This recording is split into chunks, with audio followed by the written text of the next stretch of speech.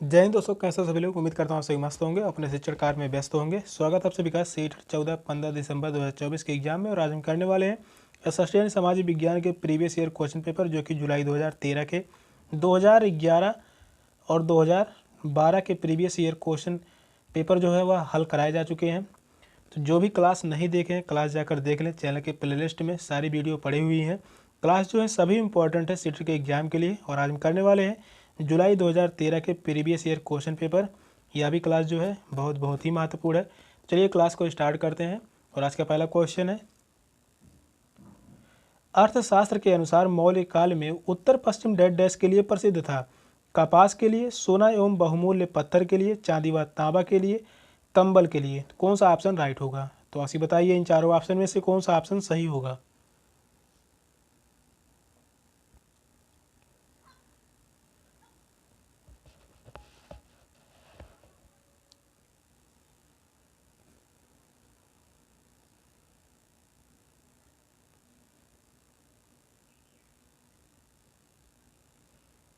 Question कह रहा है, अर्थशास्त्र के अनुसार मौर्य काल में उत्तर पश्चिम डैश डैश के लिए प्रसिद्ध था।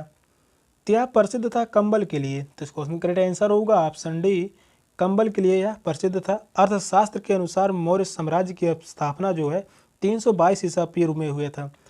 अर्थशास्त्र के अनुसार जो है वह मौर्य काल की स्थापना कब हुई थी? 322 ईसा पूर्व में।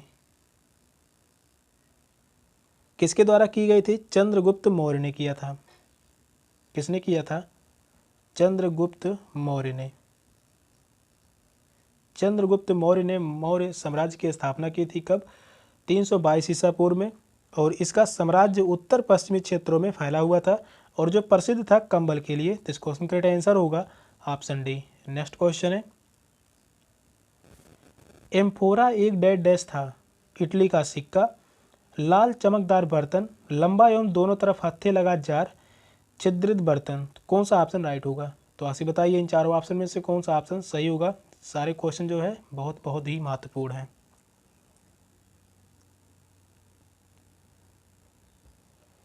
क्वेश्चन जो कह रहा है, एम्फोरा एक था।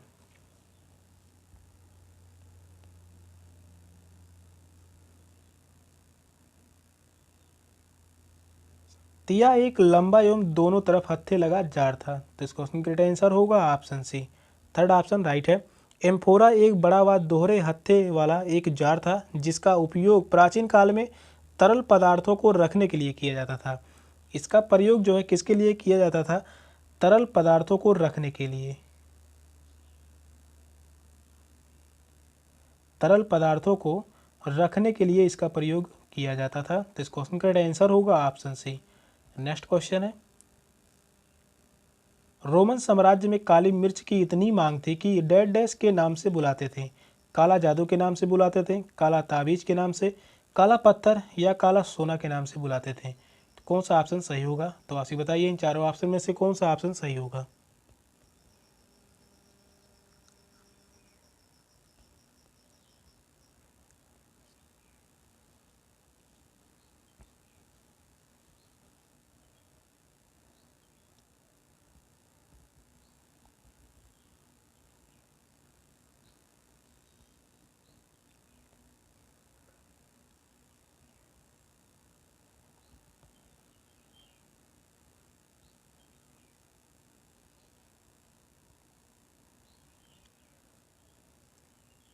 रोमन साम्राज्य में काली मिर्च की इतनी मांग थी कि इसे हम काला सोना के नाम से बुलाते थे। तो इस क्वेश्चन का आंसर होगा ऑप्शन डी, काला सोना।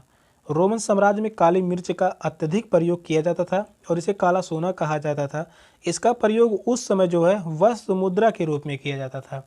इसका प्रयोग जो है उस समय वस्तु मुद्रा के रूप में किया जाता था।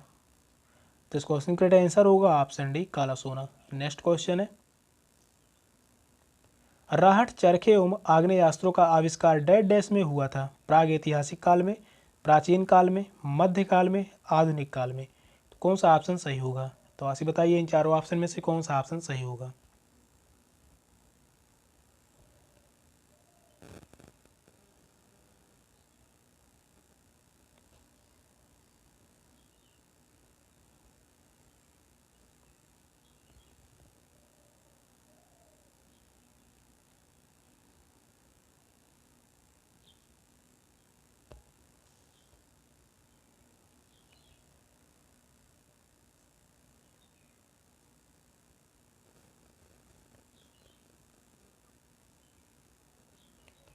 राहट, चरखे एवं आग्नेयास्त्रों का आविष्कार जो है वह मध्यकाल में हुआ था। तो इस क्वेश्चन का राइट आंसर होगा ऑप्शन सी, मध्यकाल में हुआ था। मध्यकाल में राहट, चरखे व आग्नेयास्त्रों का आविष्कार हुआ। राहट का प्रयोग कृषि के लिए किया जाता था। राहट का प्रयोग जो है वह कृषि के लिए किया जाता था। कृषि के लिए किया जाता था।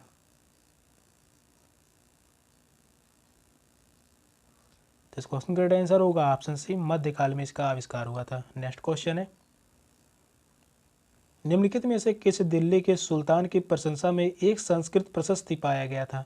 इल्तुतमिश, बलबन, अलाउद्दीन खिलजी, फिरोज शाह तुगलक। तो कौन सा ऑप्शन राइट होगा? तो आसिफ बताइए इन चारों ऑप्शन में से कौन सा ऑप्शन सही होगा। यहाँ भी क्वेश्चन इंपॉर्टेंट है।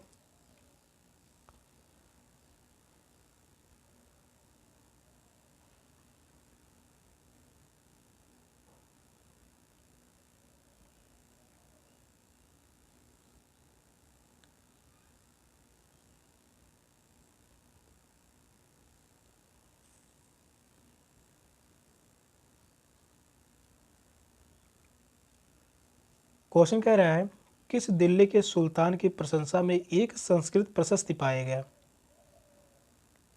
तो वह है बलबन। तो इस क्वेश्चन का राइट आंसर होगा option B, Balban. Second option जो है वह राइट है। बलबन राजा की स्तुति में संस्कृत प्रशस्ति को तैयार किया गया। बलबन दिल्ली के मौलूक राजवंश का 9वां सुल्तान था। बलबन जो है दिल्ली के मौलूक राजवंश का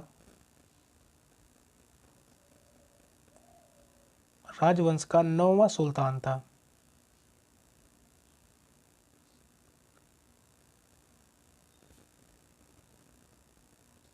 दिल्ली के मौलूक राजवंश का यह 9वां सुल्तान था बलबन। तो इस क्वेश्चन का राइट आंसर होगा option B, Balban. Next question है, हिरण्यगर्भ नामक अनुष्ठान किया जाता था जब एक राजा किसी क्षेत्र को जीतता था। राजा को छत्री घोषित करने के लिए, चाहे वह जन्म से छत्री ना हो, हिरण का शिकार करने से पहले, पुत्र जन्म के लिए। तो कौन सा ऑप्शन सही होगा? तो आसिफ बताइए इन चारों ऑप्शन में से कौन सा ऑप्शन सही होगा।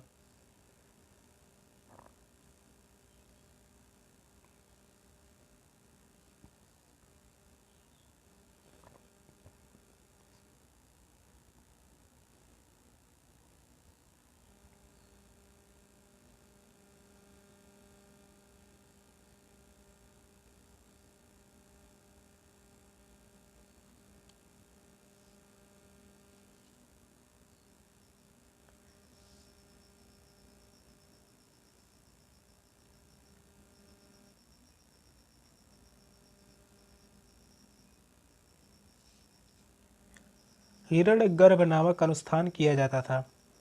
त्याग किया जाता राजा को छत्री घोषित करने के लिए, चाहे वह जन्म से छत्री ना हो। तो इस क्वेश्चन का राइट आंसर होगा ऑप्शन बी, सेकंड ऑप्शन जो है राइट है। हिरण्यगर्भ अनुष्ठान के अंतर्गत साधारण व्यक्ति को राजा के रूप में घोषित करते थे।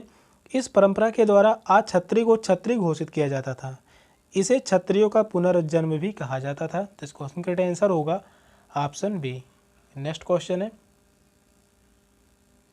चोल काल में व्यापारियों के संघ डैश डैश कहा जाता था? ग्रामम, श्रेणी, नगरम या सभा। तो कौन सा ऑप्शन सही होगा? तो आसिफ बताइए इन चारों ऑप्शन में से कौन सा ऑप्शन सही होगा।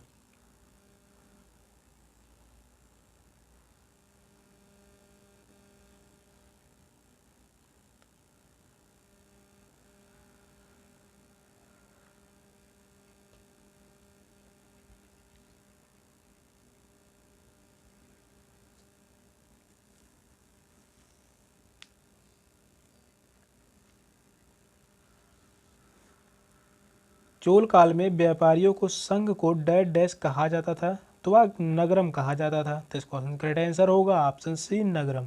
थर्ड ऑप्शन राइट है। चोल काल में व्यापारियों के संघ को नगरम कहा जाता था और ये शहर में प्रशासकीय कार्यों को कभी कभी किया करते थे।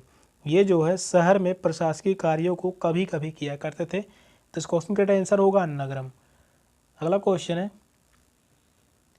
नाथ साहित्य का संबंध है बंगाली से, असमी से, उड़िया से या मैथिली से।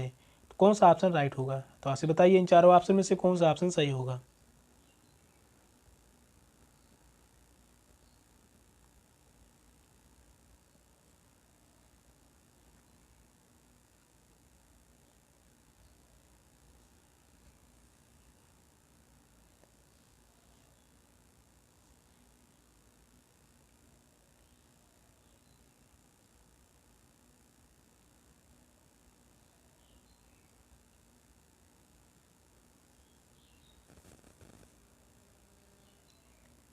नाथ साहित्य का संबंध है? तो यह संबंध है बंगाली से। तो इस क्वेश्चन का राइट आंसर होगा ऑप्शन ए, नाथ साहित्य का जो संबंध है वह बंगाली से है। नाथ साहित्य बंगाल से संबंधित है। यह नाथ संप्रदाय से जुड़ी हुई है। नाथ साहित्य दो प्रकार के होते हैं। नाथ साहित्य जो है यह दो प्रकार का होता है। पहला जो होता है उपदेशात्मक, पहला जो होता है उपदेशात्मक,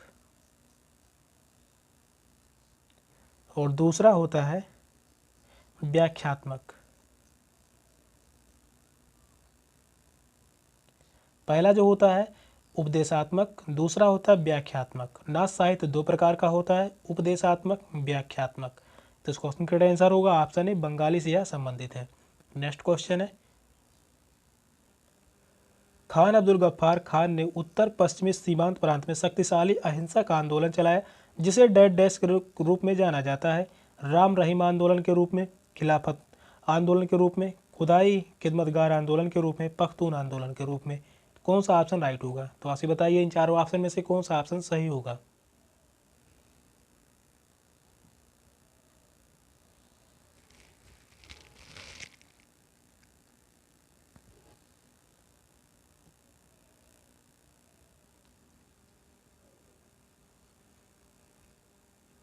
क्वेश्चन कह रहा है खान अब्दुल गफ्फार खान ने उत्तर पश्चिमी सीमांत प्रांत में शक्तिशाली अहिंसक आंदोलन चलाया जिसे खुदाई खिदमतगार आंदोलन के रूप में जाना जाता है। तो इस क्वेश्चन का राइट आंसर होगा ऑप्शन सी, थर्ड ऑप्शन जो है राइट है। खान अब्दुल गफ्फार खान ने उत्तर पश्चिमी प्रांतों में शक्तिशाली अहिंसक आंदोलन प्रारंभ किया था जिसे खुदाई खिदमतगार आंदोलन कहा जाता था और इन्हें सीमांत गांधी भी कहा जाता है।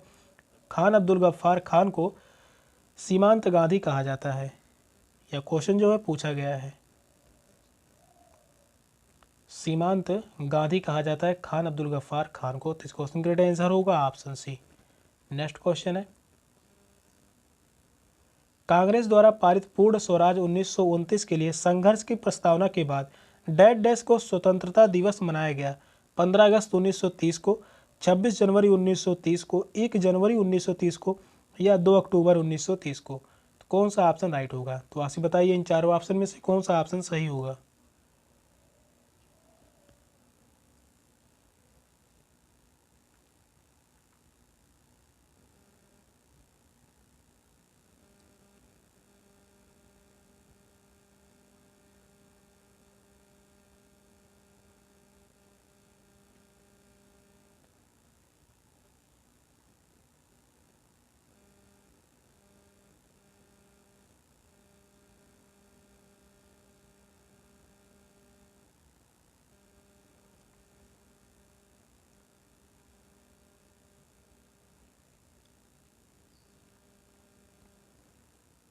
तो इस क्वेश्चन का राइट आंसर होगा ऑप्शन बी, 26 जनवरी 1930 को। तो इस क्वेश्चन का राइट आंसर होगा ऑप्शन बी, कांग्रेस द्वारा पारित पूर्ण स्वराज संग्राम 1929 की प्रस्तावना के पश्चात 26 जनवरी 1930 को स्वतंत्रता दिवस घोषित किया गया और दिसंबर 1929 में कांग्रेस ने लाहौर में वार्षिक सत्र का आयोजन किया था। 1929 में कांग्रेस ने लाहौर में वार्षिक सत्र का आयोजन किया था। वार्षिक सत्र का आयोजन किया था। तो इस क्वेश्चन का राइट आंसर होगा ऑप्शन बी, 26 जनवरी 1930। अगला क्वेश्चन है, बिग बियर एक उदाहरण है आकाशगंगा का, नक्षत्र मंडल का, तारा का, गैलेक्सी का। तो कौन सा ऑप्शन राइट होगा? तो आपसे बताइए इन चारों ऑप्शन में से कौन सा ऑप्शन सही होगा।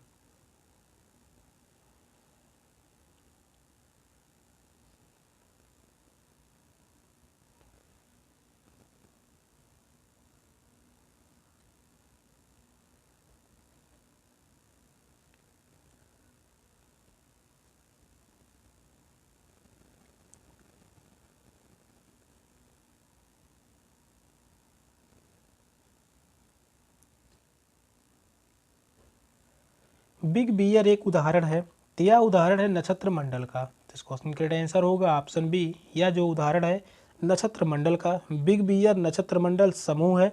यह उत्तरी खगोलीय गोलार्ध में स्थित है और इसे पूरे वर्ष उत्तरी खगोलीय गोलार्ध में ही देखा जा सकता है। तो तो इस क्वेश्चन का आंसर होगा ऑप्शन बी नक्षत्र मंडल का।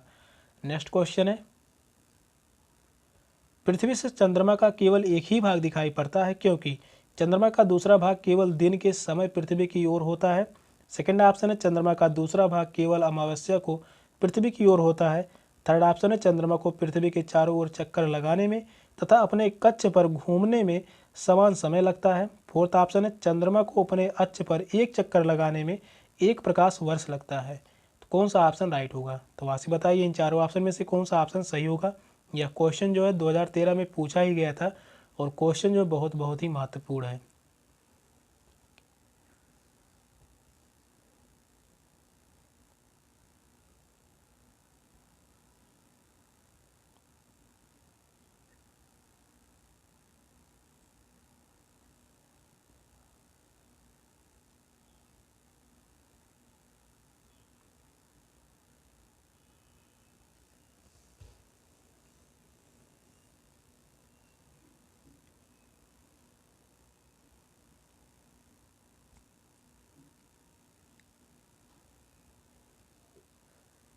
पृथ्वी से चंद्रमा का केवल एक ही भाग दिखाई पड़ता है क्योंकि चंद्रमा को पृथ्वी की चारों ओर चक्कर लगाने में तथा अपने कक्ष पर घूमने में समान समय लगता है।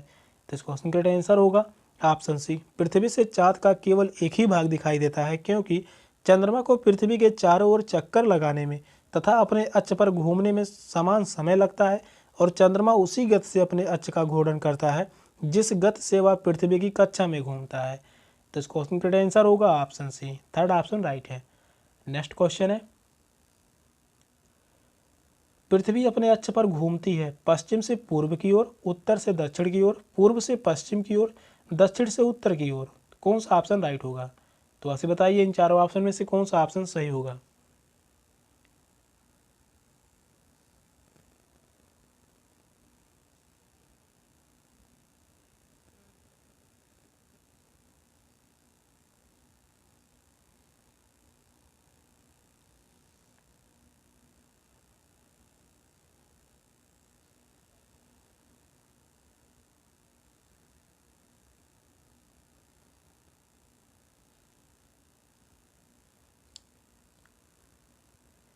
पृथ्वी अपने अक्ष पर घूमती है या घूमती है पश्चिम से पूर्व की ओर। यह क्वेश्चन जो है इंपॉर्टेंट है।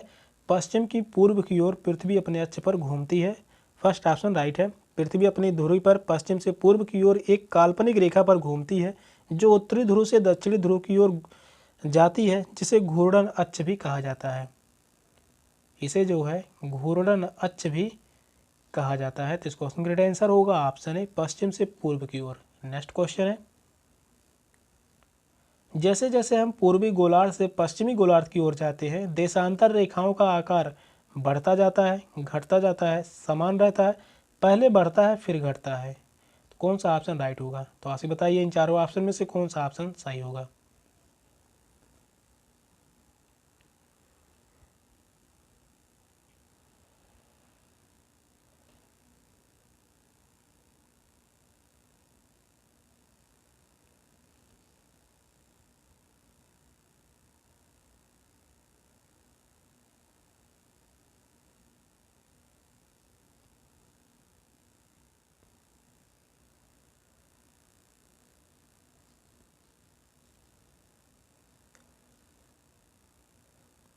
क्वेश्चन कह रहा है जैसे जैसे हम पूर्वी गोलार्ध से पश्चिमी गोलार्ध की ओर जाते हैं देशांतर रेखाओं का आकार समान रहता है। तो इस क्वेश्चन का आंसर होगा ऑप्शन सी, थर्ड ऑप्शन जो है वह राइट है। पूर्वी गोलार्ध से पश्चिमी गोलार्ध की ओर जाने पर देशांतर रेखाओं का आकार समान रहता है।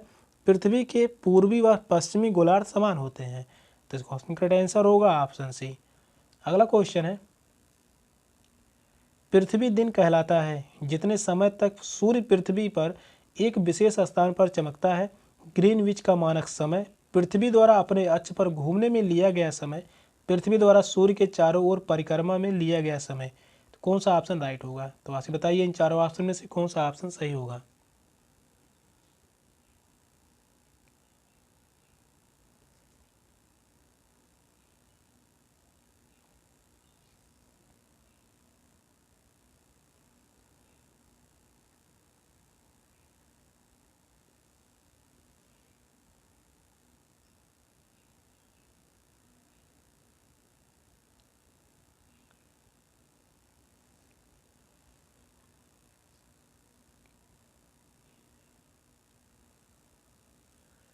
पृथ्वी दिन कहलाता है? पृथ्वी द्वारा अपने अक्ष पर घूमने में लिया गया समय। तो इस क्वेश्चन का राइट आंसर होगा ऑप्शन सी, पृथ्वी द्वारा अपने अक्ष पर घूमने में लिया गया समय। पृथ्वी पर दिन का समय वह समय है जिसमें पृथ्वी अपने कक्ष पर एक चक्कर लगाती है। पृथ्वी अपने अक्ष पर ही घूमती है, जिसे घूर्णन की गति कहा जाता है, और यह पृथ्वी के उत्तरी व दक्षिणी ध्रुवों से होकर गुजरती है। तो इस क्वेश्चन का राइट आंसर होगा ऑप्शन सी, पृथ्वी द्वारा अपने अक्ष पर घूमने में लिया गया समय। सेशन का लास्ट क्वेश्चन था। क्वेश्चन कैसे लगे कमेंट में जरूर बताइएगा। मिलते हैं फिर अगली क्लास में, तब तक के लिए बाय बाय, टेक केयर, जय हिंद।